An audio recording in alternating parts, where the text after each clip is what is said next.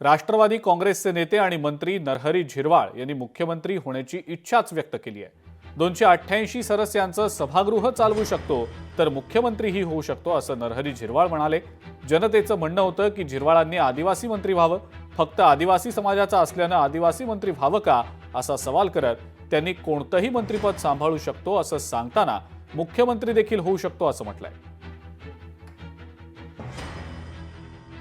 मी एक विनोदा खातर म्हणत असतो नेहमी तर बाबा मी 288चं सभागृह चालवलंय तर मी राज्य चालवू शकतो आणि राज्य चालवायला निवळ माणूस एखाद्या चांगल्या खात्याचा मंत्री झाला। आता खाती कोणती वाईट आहे?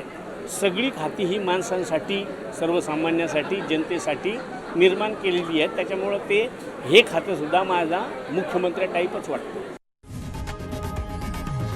लोकशाही मराठी ऐका, पहा, जागरूक रहा।